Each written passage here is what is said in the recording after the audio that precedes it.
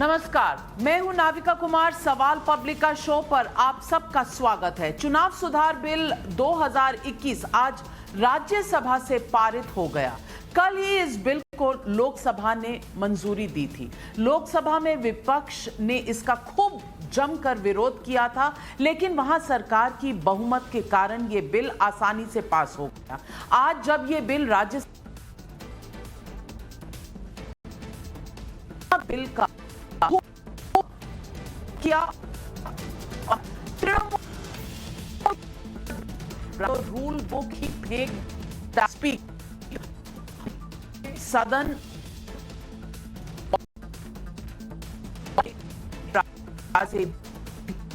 चुनाव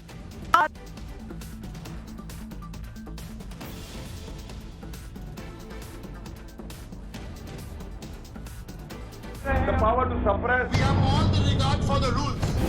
एक वोटिंग, डबली वोटिंग जो होता है, जिसमें अगर रोकने के लिए कदम उठाया जाता है तो इसमें सदन को इसमें साथ देना चाहिए। इतना जल्दबाजी क्यों कर रहे हैं आप लोग? अगर ये बिल महत्वपूर्ण है तो इसे जल्दबाजी में पास करने की क्या जरूरत है? जो हमारे कुछ साथी विरोध कर रहे हैं उसको मैं कहना चाहता हूं, आपके विरोध का कोई आधार नहीं है और आपने जो भी तथ्य या नारेबाजी के जरिए रखने का कोशिश कर रहे हैं उसका कोई आधार नहीं है। This bill allows government the power to suppress, disenfranchise, profile voters and discriminate between beneficiaries of government schemes. ये तो मैं समझता हूं सर, पूरा देश इसको स्वागत करेंगे और जो आज विरोध कर रहे हैं उसको नए युवा के जो वोटर है और जो जेन्युइन वोटर है कभी माफ नहीं करेंगे। We have all the regard for the chair. We have all the regard for the rules. But Which rule you are taking? 259. 259. The same thing which you all did on the farm bills. Please, you are I doing want today. to express no. You want-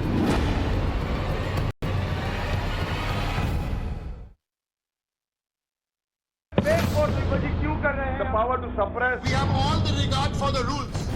एक voting, डबली voting जो होता है, जिसमें अगर रोकने के लिए कदम उठाया जाता है तो इसमें सदन को इसमें साथ देना चाहिए। इतना जल्दबाजी क्यों कर रहे हैं आप लोग?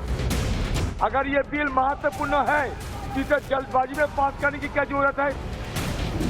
जो हमारे कुछ साथी विरोध कर रहे हैं उसको मैं कहना चाहता हूं, आपके विरोध का कोई आधार नहीं है और आपने जो भी तथ्य या नारेबाजी के जरिए रखने का कोशिश कर रहे हैं उसका कोई आधार नहीं है।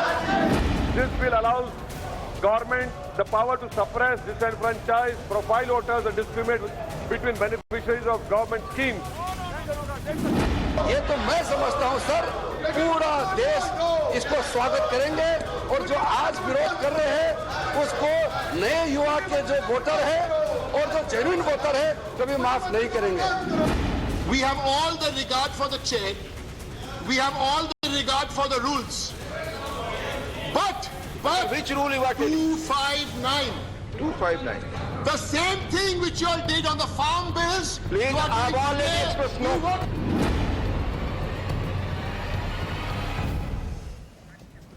तो कुछ तकनीकी खराबी की वजह से नाविका कुमार से हमारा संपर्क नहीं हो रहा है, पर आइए अब मैं आपको बताती हूँ कि इतना हंगामा हो क्यों रहा है और चुनाव सुधार बिल आखिर है क्या और इसमें क्या क्या बदलाव किए गए हैं। बहुत सरल भाषा में इसे समझिए। मान लीजिए कि अगर एक्स नाम का व्यक्ति उत्तर प्रदेश के एक गांव का निवासी है और गांव की वोटर लिस्ट में उसका नाम है, लेकिन लंबे समय से वो किसी दूसरे शहर में रह रहा है। आप रहने वाले हैं बलिया के, पर आप दिल्ली में यहां रह के काम कर रहे हैं और अब वहां की वोटर लिस्ट में भी उसका नाम दर्ज हो गया है। यानी कि बलिया में भी दिल्ली में भी एक ही नाम का एक ही शख्स दोनों जगह वोटर है। इस चुनाव सुधार के बाद अगर वोटर आई कार्ड आधार से लिंक होता है तो एक्स नाम का यह शख्स किसी एक ही वोटर लिस्ट में रहेगा, यानी वो दो जगह अपना वोट नहीं दे पाएगा, या तो बलिया या फिर दिल्ली। ये तो हुई बिल की बहुत ही बेसिक जानकारी। अब समझिए कि बिल में कौन कौन से 4 बड़े बदलाव किए गए हैं। चुनाव अधिनियम संशोधन विधेयक 2021 में 4 ऐसे बदलाव हैं पहला बदलाव है वोटर आईडी को आधार कार्ड से जोड़ा जाएगा। यह स्वैच्छिक है, यानी कि अगर आपका मन है तो कीजिए, नहीं मन है मत कीजिए। यह किसी के लिए भी अनिवार्य नहीं है। दूसरा बदलाव, वोटर रजिस्ट्रेशन के लिए 1 साल में आपको 4 मौके मिलेंगे। तीसरा बदलाव, महिला सैनिकों के पतियों को भी सर्विस वोटर का दर्जा मिलेगा, यानी कि अब महिला सैनिक और पुरुष सैनिक एक ही जैसे हो। चौथा बदलाव, चुनाव आयोग को यह अधिकार मिल जाएगा कि वो चुनाव संचालन के लिए किसी भी परिसर को चुनावों तक ले सकते हैं। कांग्रेस और तमाम विपक्षी पार्टियां इस बिल का विरोध कर रही हैं। क्यों? क्योंकि उनका कहना है कि ये निजता का हक, यानी कि प्रिवेसी के मौलिक अधिकार का हनन है और इसका गलत तरीके से इस्तेमाल हो सकता है। इसी आरोप में विपक्ष ने आज सदन में जबरदस्त हंगामा किया। राज्यसभा से वॉकआउट भी किया गया और रूल बुक तक फेंक दी गई। संसद में सरकार ने इसके पक्ष में क्या कहा और विपक्ष ने विरोध में क्या-क्या तर्क दिए, अब इसे समझ लीजिए। पहली बात, सरकार ने कहा कि आधार और वोटर आईडी अगर जुड़ेंगे तो फर्जीवाड़ा नहीं हो पाएगा। जैसे मैंने आपको समझाया कि 2 जगह पे एक ही आदमी अपना वोट नहीं डाल पाएगा, लेकिन विपक्ष का यह कहना है कि यह प्राइवेसी के मौलिक अधिकार का उल्लंघन है। सरकार यह कह रही है कि सुधार से एक आदमी की एक वोटर आईडी होगी, लेकिन विपक्ष कह रहा है कि इसे गुप्त मतदान का अधिकार नहीं रहेगा। सरकार ने साफ किया है कि वोटर कार्ड को आधार से जोड़ना वैकल्पिक, लेकिन विपक्ष कह रहा है कि इसका गलत इस्तेमाल हो सकता है आगे जाकर के। सरकार का पक्ष है कि वोटर आईडी कार्ड से आधार लिंक करते समय सुप्रीम कोर्ट के फैसले का ध्यान रखा जाएगा, लेकिन विपक्ष नहीं मान रहा, कह रहा है कि यह बिल सुप्रीम कोर्ट के फैसले का उल्लंघन है। अब मैं आपको चुनाव आयोग का एक प्रेस नोट दिखाना चाहती हूं। यह प्रेस नोट 27 अगस्त 2018 का है। इसको ध्यान से देखिए। उस वक्त चुनाव में सुधार को लेकर राजनीतिक दलों के साथ आयोग ने एक बैठक की थी। उसके बाद आयोग ने एक प्रेस नोट जारी किया। इस नोट में साफ साफ लिखा है कि चुनाव आयोग की इस बैठक में 7 राष्ट्रीय दल और 34 क्षेत्रीय पार्टियां शामिल हुई थीं। इस प्रेस नोट में पॉइंट नंबर 4, यानी कि अगर आप चौथा पॉइंट देखेंगे तो साफ साफ लिखा है कि राजनीतिक दलों ने चुनाव आयोग से अपील की कि वोटर्स के आधार नंबर को उनकी सारी जानकारी के साथ जोड़ा जाना चाहिए। इससे चुनाव सुधार में मदद मिलेगी। तो सवाल तो लाजमी है कि 2018 में अगर राजनीतिक दल आधार नंबर और वोटर आई कार्ड को जोड़ने की वकालत कर रहे थे, तो फिर आज उनके सुर क्यों बदल गए? अब आपको इसी मामले पर कांग्रेस का दोहरा रवैया दिखाते हैं। साल 2018 में मध्य प्रदेश विधानसभा चुनाव से पहले कांग्रेस ने चुनाव आयोग से अपील की थी कि वोटर कार्ड को आधार से जोड़ना जरूरी है, लेकिन अब वही कांग्रेस कह रही है कि निजता के अधिकार का उल्लंघन है। तो क्या इसको दोहरा मापदंड नहीं माना जाएगा? चलिए चलते हैं नाविका कुमार के पास।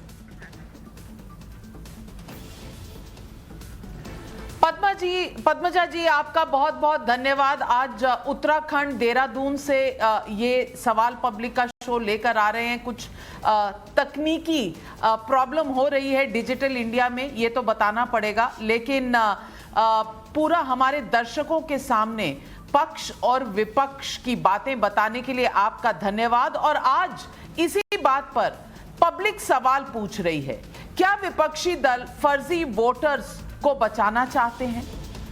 चुनाव सुधार को लेकर विपक्ष का दोहरा रवैया क्यों? 2018 में कुछ, 2021 में कुछ। चुनाव में पारदर्शिता से विपक्ष को परेशानी क्यों है? पहले आधार से लिंक जरूरी, अब विरोध बन गया है जरूरी और मजबूरी। यही सवाल आज पब्लिक पूछ रही है विपक्ष से। और आज इस शो पर हमारे साथ जुड़ रहे हैं शहजाद पूनावाला, बीजेपी के प्रवक्ता हैं। शहजाद पूनावाला जी, आपका पहली बार सवाल पब्लिक का शो पर स्वागत है बीजेपी के प्रवक्ता के रूप में। हमारे साथ विपक्ष से जुड़ रहे हैं घनश्याम तिवारी जी, समाजवादी पार्टी के प्रवक्ता हैं। हमारे साथ करण वर्मा जी हैं, पॉलिटिकल एनालिस्ट हैं। लेकिन मेरा पहला सवाल जाता है गजेंद्र सांखला जी, जो कांग्रेस की तरफ से प्रवक्ता हैं। सांखला जी, ऐसी क्या मजबूरी है कि आज इतनी प्रॉब्लम हो गई है? आधार का कानून आपका कानून था, आधार को लिंक करना आपकी पार्टी चाहती थी। मध्य प्रदेश के चुनाव से पहले 2018 में आप ही की पार्टी चुनाव आयोग के पास गई थी, और आज इतनी बड़ी मजबूरी, इतनी बड़ी परेशानी कि आज आपने संसद से वॉकआउट कर दिया। ये बताइए कि ये कांग्रेस के यू टर्न में कोई सिग्नल मिलता है आपको सड़क पर कि यहां से यू टर्न लेना होता है, या कांग्रेस हर चीज पर जो कल हां कहती थी आज ना कहती है? कांग्रेस अनामिका जी हाँ या ना नहीं कहती है। कांग्रेस ये चाहती है कि आप जो चुनाव सुधार का बिल लेके आ रहे हैं उस पर चर्चा होनी चाहिए।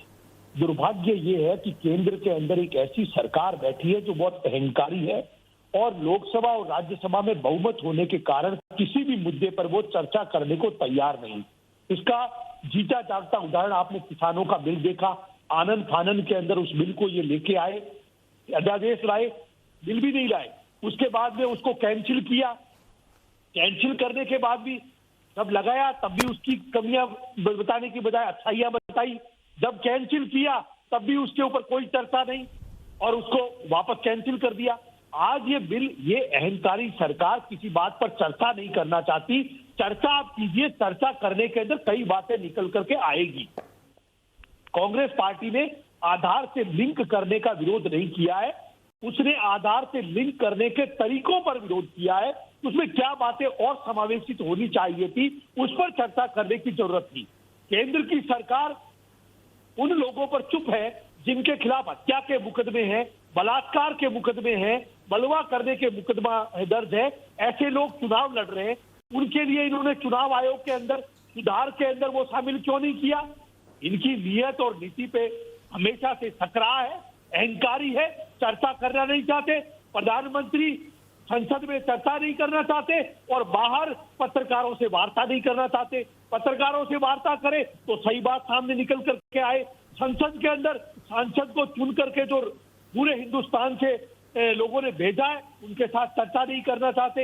इस बात का कांग्रेस पार्टी का विरोध है कि हम चाहते आनन फानन में नहीं लागू हो, पूरी तरह से चर्चा हो।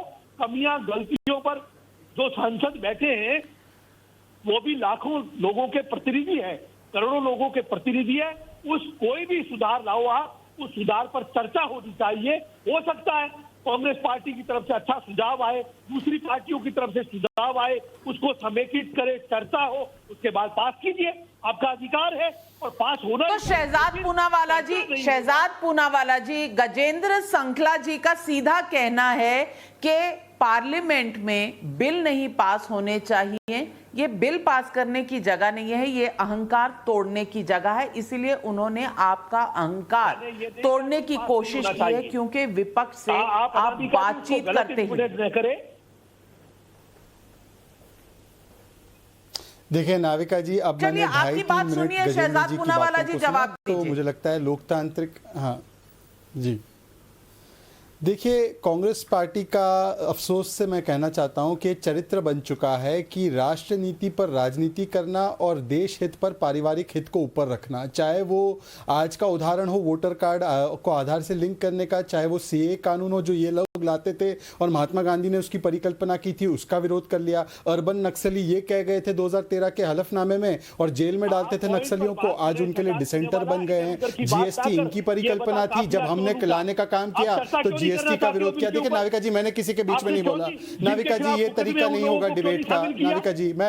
नाविका जी, अगर गजेंद्र सांखला केवल गतिरोधक के रूप में यहाँ पर उनको बुलाया है स्पीड ब्रेकर की तरह, तो फिर मैं अपनी बात नहीं कह पाऊंगा। नाविका जी, मैंने 3 मिनट इनके वक्तव्य को चलिए सांखला जी वो अपनी बात रख ले, उनको अपनी बात रख लेने दीजिए, उसके बाद आप विरोध करिएगा।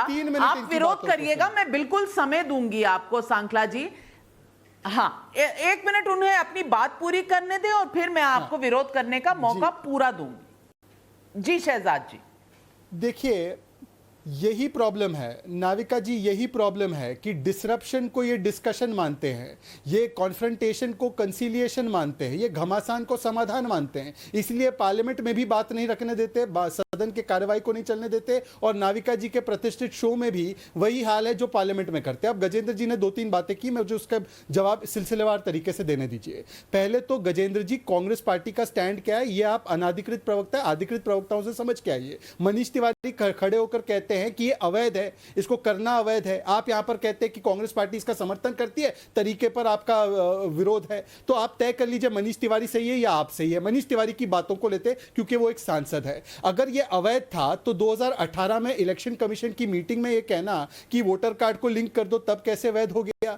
जब इन्होंने 2018 में मध्य प्रदेश में जाकर सीईसी के सामने बात रखी तब कैसे वैध हो गया, तब कैसे राष्ट्रहित में हो गया? जब एनसीपी ने 2019 में इसकी वकालत की तब कैसे वैध और राष्ट्रहित में हो गया, और आज 2 साल बाद राष्ट्रहित में नहीं रहा? ये इसलिए कह रहे हैं क्योंकि आज उनको पता चला है कि फर्जी वोटर पर होगा निशान। तो कांग्रेस पार्टी इसलिए परेशान क्योंकि अवैध बांग्लादेशी और जो अवैध रोहिंग्या इनके वोटर बने पड़े हैं वो वोट नहीं कर पाएंगे। इससे क्या होने वाला है नाविका जी? 3 चीजें होंगी। जो ब्रह्मा जी जो 2012 में चीफ इलेक्शन कमिश्नर थे उन्होंने इसको मूट किया, उन्होंने कहा कि स्वच्छ होना मैं समझती हूं कि अवैध वोटर्स को बाहर निकालना जरूरी है। शहजाद पूनावाला जी, अवैध वोटर्स को आप जरूर बाहर निकालिए, आप जरूर रिफॉर्म करिए, आप जरूर सुधार लाइए, लेकिन 26 मिनट में बिल पास करना, कोई चर्चा ना कराना, क्या यह संवैधानिक है?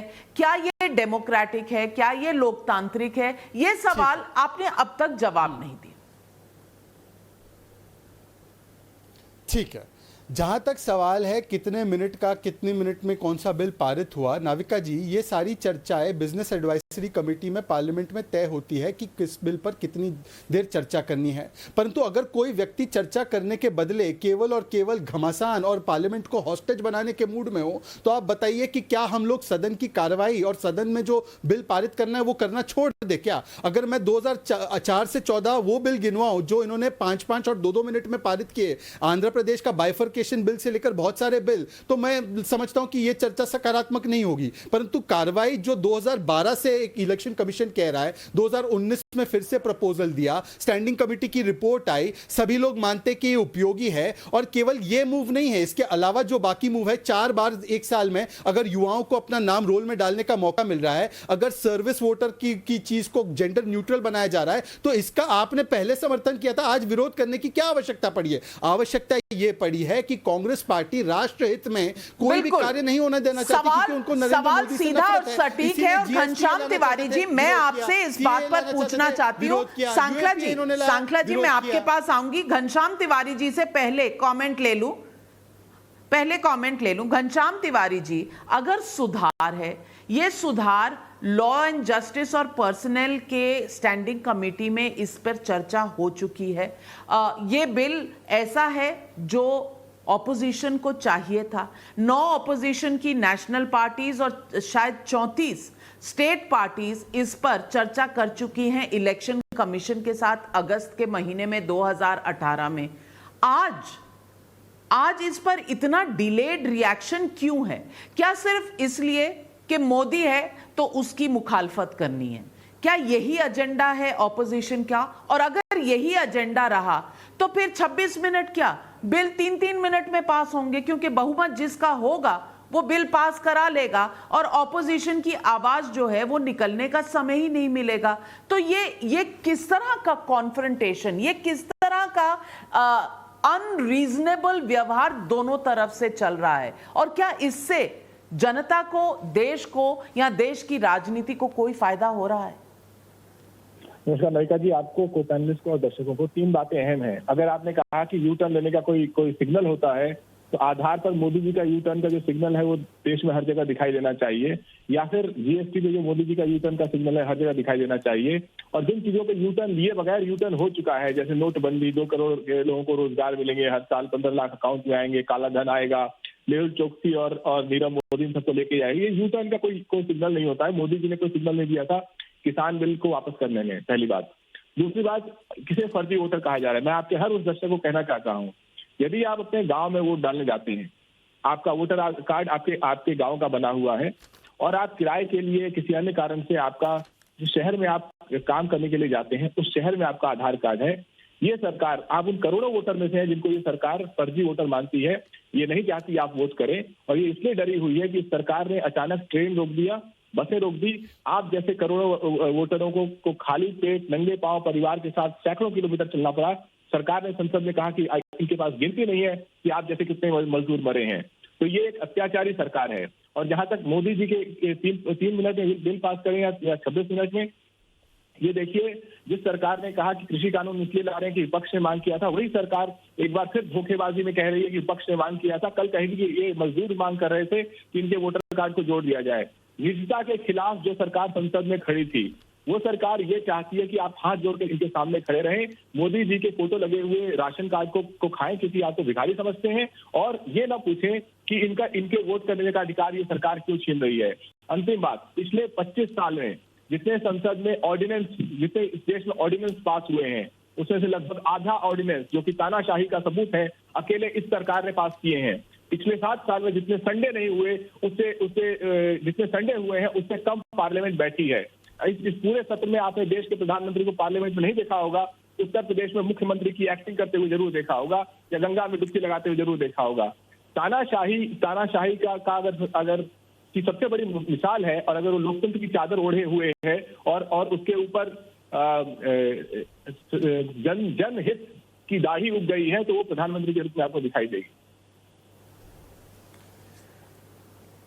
चलिए घूम फिर कर बात तानाशाही पर आ गई। शहजाद पूनावाला, जवाब दीजिए घनश्याम तिवारी जी को। जी हाँ, देखिए नाविका जी, निश्चित रूप से जो अपने घर से टोटियां भी चोरी करके जाएंगे, जब आधार के वजह से आज मैं आपको बताना चाहता हूँ 80,000 करोड़ की चोरी बची, 4 करोड़ से ज़्यादा फर्जी जो फेक राशन कार्ड और बाकी चीज़ें इस्तेमाल हो रही थी, बेनिफिशियरीज उसका इस्तेमाल कर रहे थे, जब वो चोरी पकड़ी जाएंगी तो जो घर से टोटियां चोरी करके चले जाते हैं, जो टैक्स की चोरी करते हैं, उनके तो पेट में दर्द होना मुनासिब है, वो तो करेंगे ही इस पर हल्ला, वो तो कहेंगे ही कि गलत है। दूसरी बात मैं कहना चाहता हूँ कि देखिए आज अटेंडेंस की बात करें पार्लियामेंट में, एक बार अखिलेश यादव जी का कितना अटेंडेंस है पार्लियामेंट में जरा बता दीजिएगा। वन ऑफ द लोएस्ट अगर किसी सांसद का है तो वो अखिलेश यादव का 35 या 40% से कम है, जो कि एवरेज से बहुत ज्यादा कम है। तो अखिलेश यादव जी को बोले कि वो पार्लियामेंट भी आया करे, कभी वहां पर भी जवाब दिया करे अपनी कई बातों का, और वहां पे जनता के मुद्दों को उठाया करे। लंदन बहुत रहते हैं, लंदन से पार्लियामेंट आना चाहिए उनको। तीसरी बात है, मैं आज पूछना चाहता हूं, तेलंगाना और आंध्र प्रदेश में पायलट प्रोजेक्ट किया गया। तेलंगाना में 27 लाख और आंध्र में 20 लाख जो डबल वोटर थे, मतलब कि उनके नाम मल्टीपल टाइम्स अपीयर हो रहे थे, उन नामों को काटा गया। क्या हमारी देश की कल्पना यह नहीं है कि 1 मैन या 1 वुमेन एंड 1 वोट, क्या 1 पर्सन को 5-5 वोट दे दे, 4-4 वोट दे दे? देखिए ये आप कुछ लोगों के लिए ज्यादा अधिकार ये चाहते हैं, मैं जानता हूं, परंतु एक व्यक्ति को या एक रोहिंग्या को ये 4 वोट देना चाहे तो ये ना मुनासिब है, ना इस देश में हो सकता है। तो हम अगर चाहते हैं कि 1 पर्सन 1 वोट हो तो इसमें अखिलेश बाबू को क्या प्रॉब्लम है? और मैं इनसे पूछना चाहता हूं कि देखिए आज तो जो गांव से शहर की ओर आ रहा है या शहर से कहीं और जा रहा है, उसके लिए आधार तो सबके पास है। आधार होने की वजह से जो उसको प्रक्रिया पहले अपनानी पड़ती थी वोटर कार्ड में रजिस्ट्रेशन करने के लिए एक नई जगह पर, वो तो और आसान हो रहा है, और ये वॉलंटरी है, ये कोई आपको जोर जबरदस्ती तो है नहीं। तो कैसे निजता के अधिकार का हनन हो गया अगर ये जोर जबरदस्ती वाला मामला ही नहीं है, ये आपको वॉलंटरीली करना है। तो ये देखिए ऐसे ही बातों को रोकना, रोड़े अटकाना, राष्ट्रहित के मामलों को राजनीति का मामला बनाना, ये इनकी पुरानी आदत बन चुकी है। मैं इनसे पूछना चाहता हूं, सीए का कानून, इसकी वकालत कौन करता था? कांग्रेस पार्टी के लोग करते थे। सीए के कानून को रोक दिया। करण वर्मा जी आप पर आ रही हूं, और करण वर्मा जी मैं आपसे पूछना चाहती हूं कि अगर वॉलंटरी है, नहीं अगर वॉलंटरी है तो करना जरूरी क्यों है? तो करना जरूरी क्यों है? उसके लिए इतनी बड़ी आफत क्यों है? अगर वॉलंटरी है, अगर आपने नहीं तो किया क्यों? इतनी बड़ी विपक्ष से क्यों?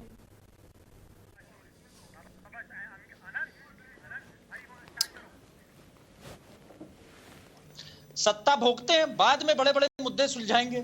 सालों से हम सुलझते आ रहे हैं किसानों के मुद्दे, सिटीजनशिप के मुद्दे, इलेक्टोरल रिफॉर्म्स के मुद्दे, जुडिशियल रिफॉर्म्स के मुद्दे, पुलिस रिफॉर्म्स के मुद्दे। ये एक ऐसी सरकार है जो उन मुद्दों को आंख में आंख डाल के देखती है और कहती है हमें इन्हें सुलझाना है, और उसे सुलझाने की एक चेष्टा करती है। पर जो बाकी पार्टियां हैं उनके पेट में दर्द हो जाती है। वो कहते हैं नहीं, हमें इसे लटकाना है, जैसे चल रहा है वैसे चलने दो।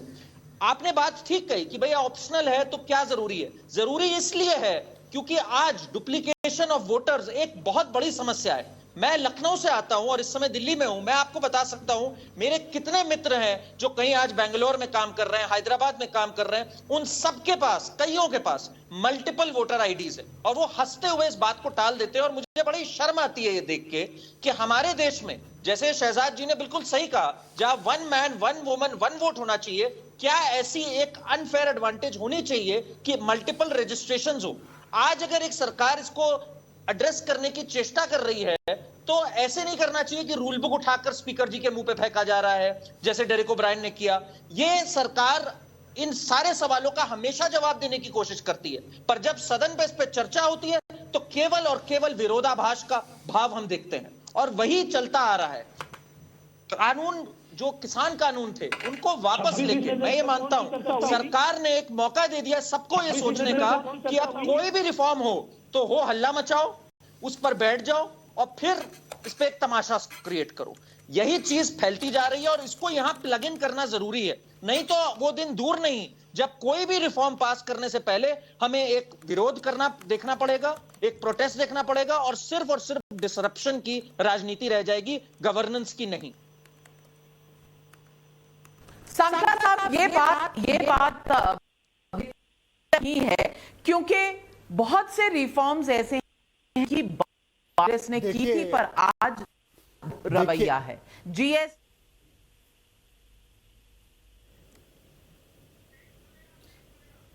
देखिए सबसे बड़ी बात यह है कि अगर हिपोक्रेसी एक ओलंपिक स्पोर्ट होता तो गजेंद्र सांखला और राहुल गांधी गोल्ड मेडल पहनकर बैठे होते। गजेंद्र जी मुझे यह बताइए कि 2018 में जो बात एकदम सही थी, उस पर चर्चा की भी आवश्यकता नहीं थी, आपके लिए वो सही था और वो कदम पूरा राष्ट्र हित में था। अब 2021 में ऐसी क्या परिस्थितियां हुई कि उसका विरोध करने, नहीं गजेंद्र सांखला आपसे, पर हिपोक्रेसी के पोस्टर बॉय तो आप ही है। मैं आपसे सवाल पूछ रहा हूं गजेंद्र सांखला जी, कांग्रेस पार्टी से कि 3 वर्ष में इसमें क्या देश हित के खिलाफ हो गया वो समझाइए। आप 2018 में क्यों उसका समर्थन कर रहे थे और 2021 में क्यों इसका विरोध कर रहे हैं? चलिए देश को ये समझा दीजिए।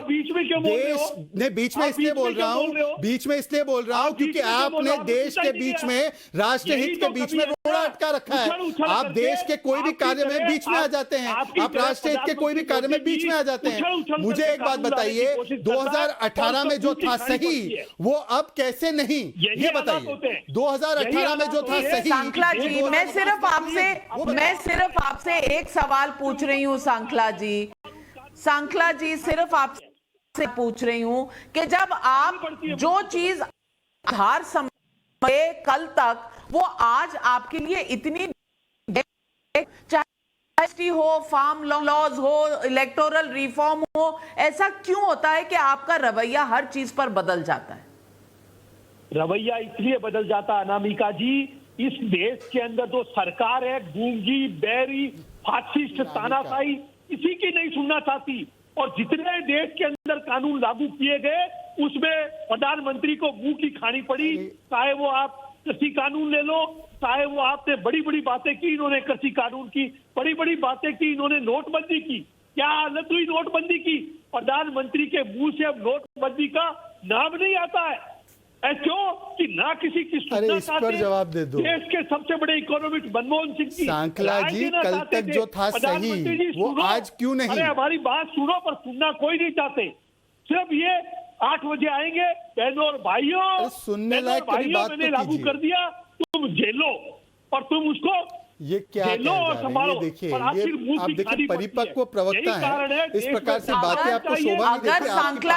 अगर सांखला जी इतनी ही प्रॉब्लम थी देश को, अगर नोटबंदी से इतनी ही प्रॉब्लम थी देश को, तो देश इतने चुनावों को में मोदी जी को जिताता क्यों? आप कहते हैं कि वो आते हैं 8 बजे, कहते हैं बहनों और भाइयों और आप झेलो बैठकर, तो दुनिया झेलती है ऐसे बिना मतलब के थोड़ी। आप वोटर को समझते हैं वो बेवकूफ है जो बार बार वोट दे रहा है मोदी जी को। अनामिका जी, नोटबंदी को लेकर के प्रधानमंत्री जी ने क्या क्या वायदे किए थे? नाम तो सही बोल दो। रुका, उन्होंने कहा नाविका है नाम मेरा। अनामिका वो होते हैं जिनका नाम नहीं होता, मेरा तो नाम है नाविका। देखिए अनामिका जी, सॉरी अनामिका जी, जो बातें कही, नाविका नाव चलाने वाली तैयारी, ये इनको आया काला धन, आया नोट, फर्जी नोट रुके फर्जी नोट। मुझे आप बताइए, देश के लोगों के पास छोटी छोटी पूंजी घरों में रखी हुई थी, वो भी निकाल करके बर्बाद कर दिया, सड़क पर लाकर खड़ा कर दिया लोगों को। देश की अर्थव्यवस्था गिरी है।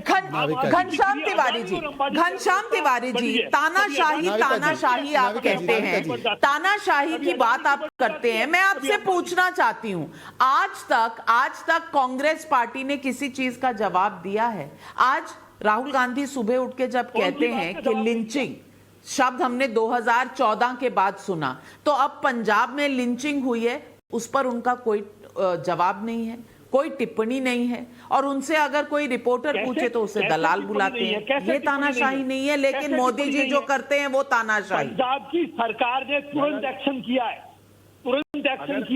48 घंटे के अंदर 3 विक्टिम को उठा के। नहीं तो राहुल गांधी जी को कुछ कहने से परहेज क्यों है? अरे सबके बीच में बोलेंगे क्या आप? तो आप ये बात कभी नरेंद्र मोदी जी से तो नहीं पूछा कि आपका मंत्री वहां पर धमका रहा है, वहां पर इनकी गाड़ियां निकालता है, पत्रकार को खंड पकड़ता है, उसके खिलाफ क्या बयान दिया, उसके खिलाफ क्या कार्रवाई की? और ये शहजाद पूनावाला यहाँ बैठे हैं, आप बताइए, आपका चुनावा मंत्री, कैबिनेट का मंत्री पत्रकारों को मां बहन की गाड़ियां निकालता है, धमकी देता है, मारने के लिए उछलता है, उसके खिलाफ क्या कार्रवाई की देश की सरकार ने? क्या जनता को दिखावा दे रहे हो आप? क्या जनता? जवाब दीजिए शहजाद पूनावाला, जवाब दीजिए। और ऐसी हालत हो जाएगी अब अगर इनका नोटबंदी का दर्द खत्म हो चुका हो तो मैं जवाब दूं। ये मेरे बीच में और सबके बीच में बोल रहे, किसी को बोलने नहीं दे रहे।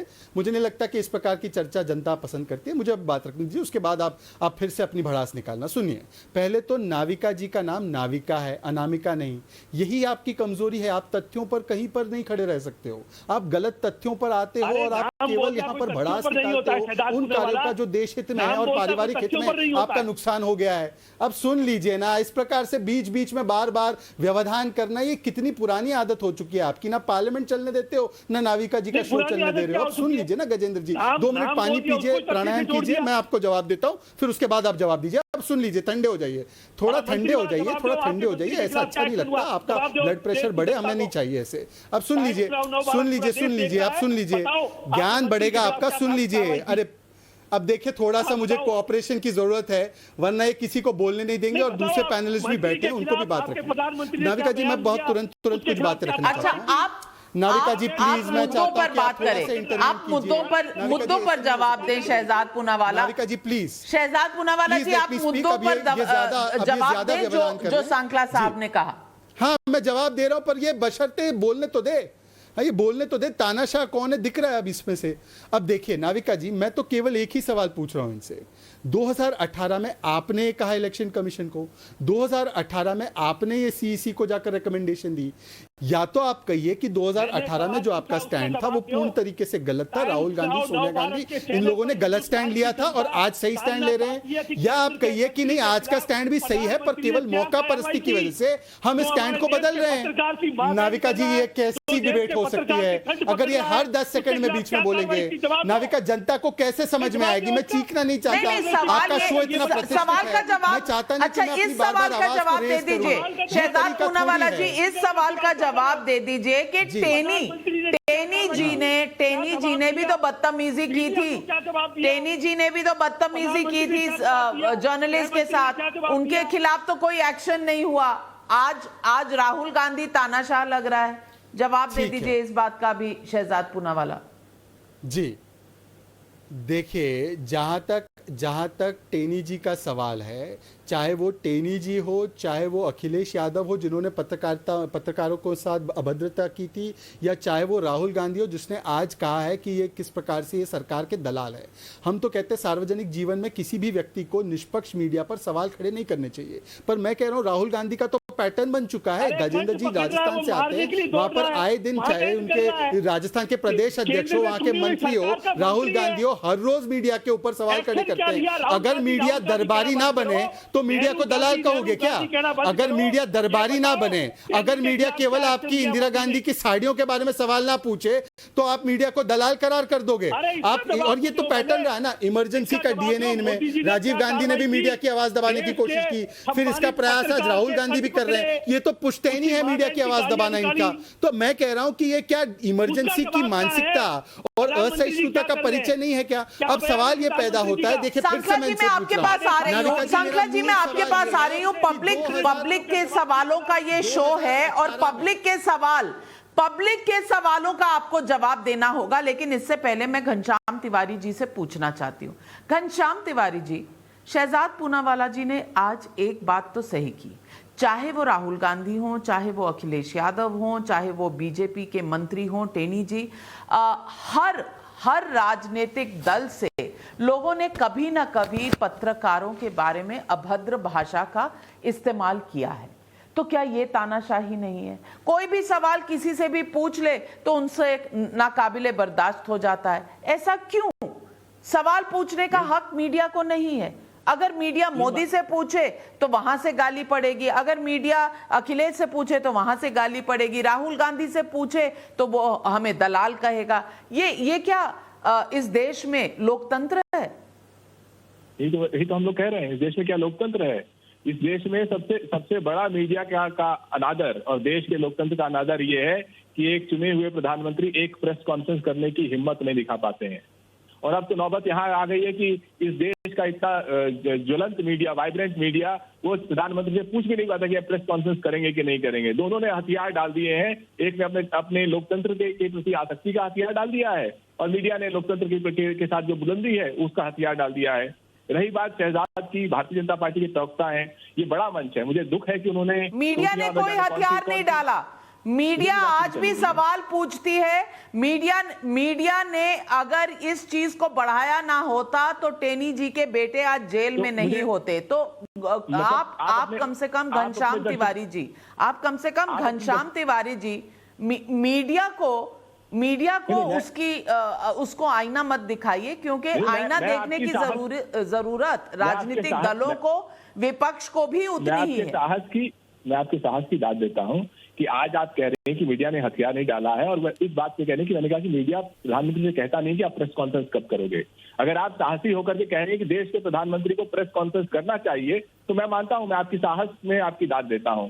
और जहां तक अगर भारतीय जनता पार्टी के प्रवक्ता होने के बाद शहजाद ऐसी हल्की बातें आपके मंच पे करेंगे और उसके जवाब में मैं कहने लगूं कि ये भारतीय जनता पार्टी के प्रवक्ता चिलम लेकर के आते हैं, तो ये आपके दर्शक ये सुनना नहीं चाहते हैं।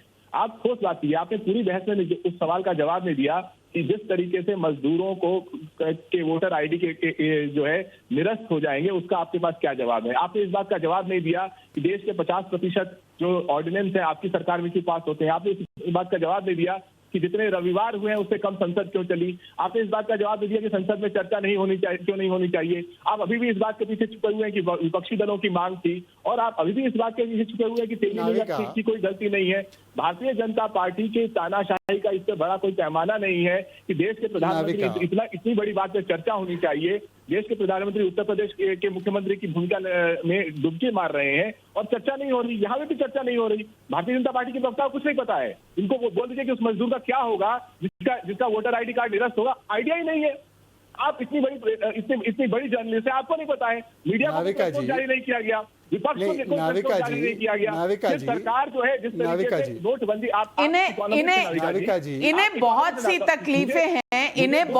तकलीफें हैं, और इनके कितने सांसद आज थे जो प्रधानमंत्री स्वयं छोड़ चुके हैं। जवाब दीजिए शहजाद पूनावाला जी, जवाब दीजिए। जो सवाल उठा रहे हैं घनश्याम तिवारी जी, उनका जवाब दीजिए। उनका जवाब दीजिए कि मजदूरों के हकों का आप किस तरह से संरक्षण करेंगे। अब हाँ जी, पर नाविका जी आपको मुझे थोड़ा संरक्षण देना पड़ेगा, वरना ये दोनों तरफ से जो फायरिंग होती है उसमें बात समझ में नहीं आती है जनता को। अब मैं बात का जवाब देता हूं। देखिए, इस देश में वोटर आईडी और वोटर कार्ड से ज्यादा और वोटरों से ज्यादा आधार के कार्ड बने हुए हैं, ये हकीकत है। क्योंकि आधार के जो रेसिपिएंट्स है वो ज्यादा है, वोटर हमारे देश में आधार से कम है।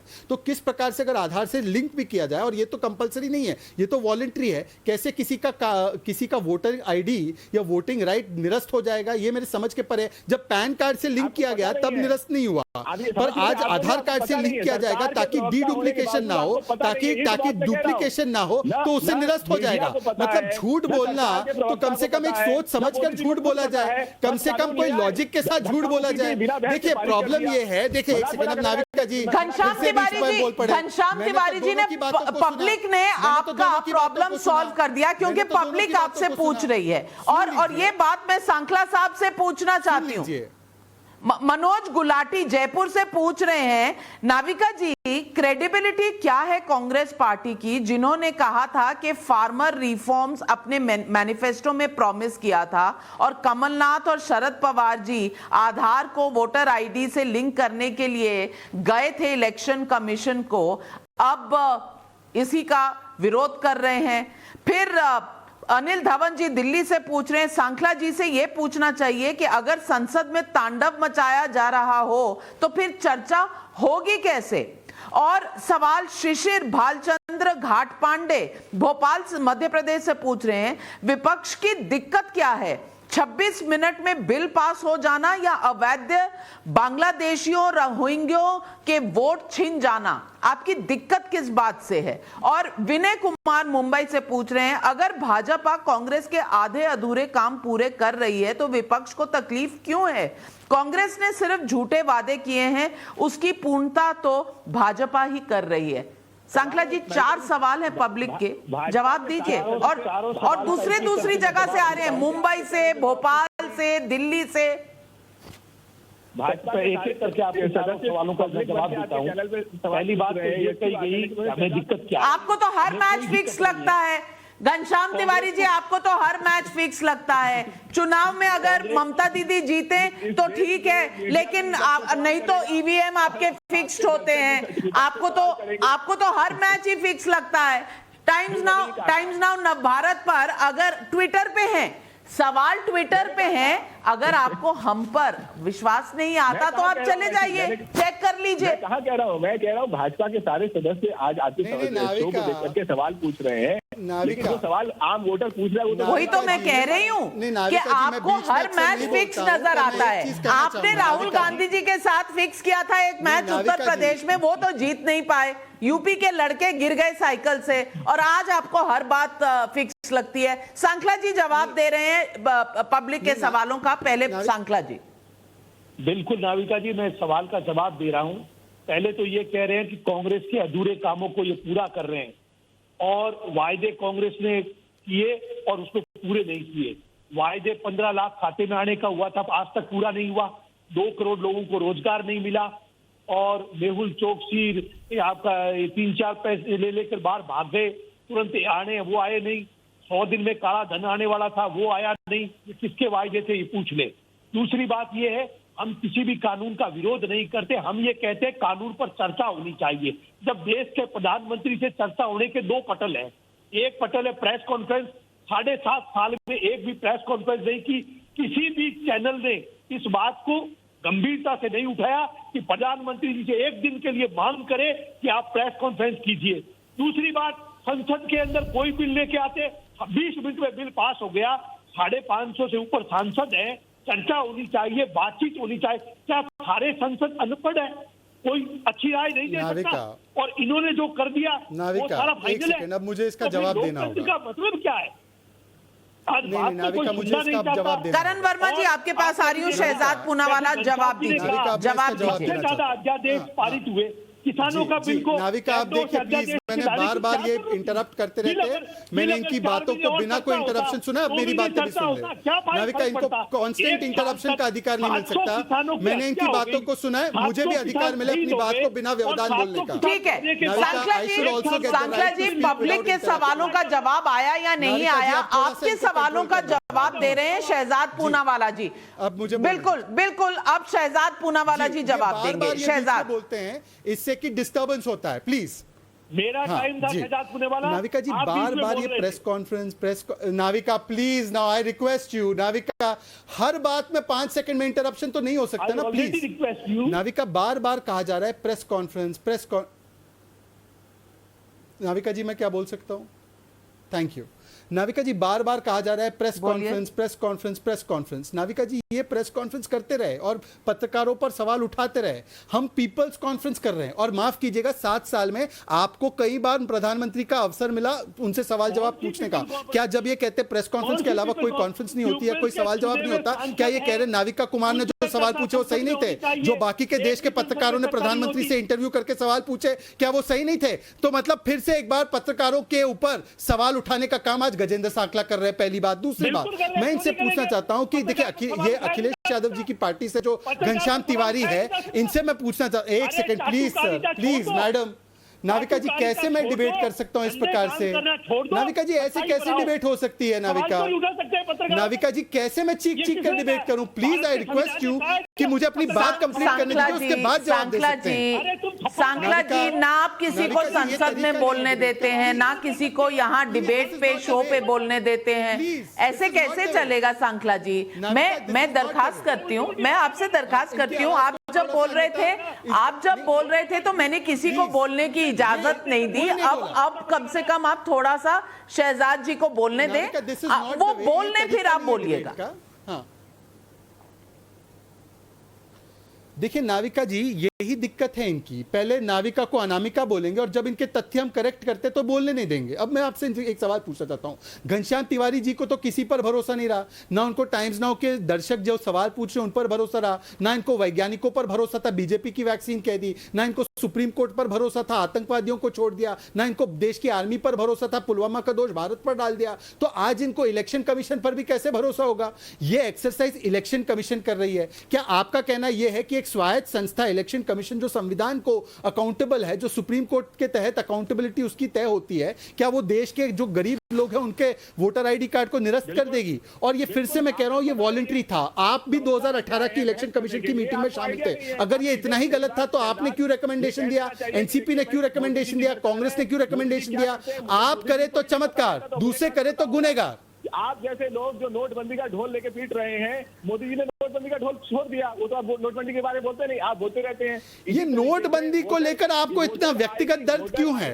ये नोटबंदी को लेकर आपको इतना व्यक्तिगत दर्द क्यों है? कितनी 500 हजारों की नोट आपकी नोटबंदी को लेकर? लेकिन करण वर्मा जी समझ में नहीं आता। मैं नोटबंदी पर करण वर्मा जी मैं आपसे पूछना चाहती हूँ कि ये जो सारा बखेड़ा जो विपक्ष हर बार खड़े करती है, अगर संसद में बिल लाया जाए तो उस पर डिबेट करेंगे नहीं, अगर डिबेट होगी नहीं और बिल पास हो जाए तो संसद के बाहर हंगामा खड़ा होगा।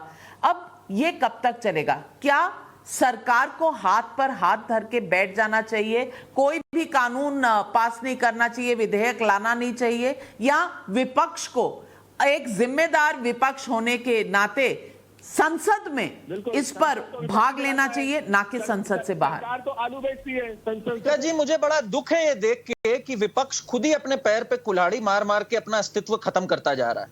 ये एक टिपिकल उदाहरण है खिसियानी बिल्ली खम्मा नोचे।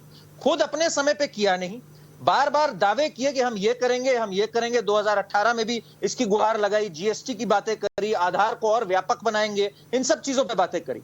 आज जब कोई और ये कर रहा है और अच्छे से कर रहा है, उसकी अपना चर्चा होने दे रहे हैं सब पार्लियामेंट के अंदर। और मेरे हिसाब से ये एक बहुत ही खराब स्ट्रेटेजी है, बिकॉज अगर इनके पास कुछ अच्छे तथ्य हैं बोलने को तो ये बोले पार्लियामेंट पे घेरे पार्टी को, घेरे बीजेपी को, अगर वाकई कुछ अच्छे इनके पास है सुझाव। पर ये सुझाव नहीं देंगे, ये कोई कंस्ट्रक्टिव बात नहीं करेंगे। इनका बस एम है कि कोई भी काम पूरा होने ना दो। पर इन्हें पता नहीं है भारत की जनता बहुत सियानी है, वो ये देख लेती है कि आप अटका रहे हैं, लटका रहे हैं और ये काम करना चाह रहे हैं।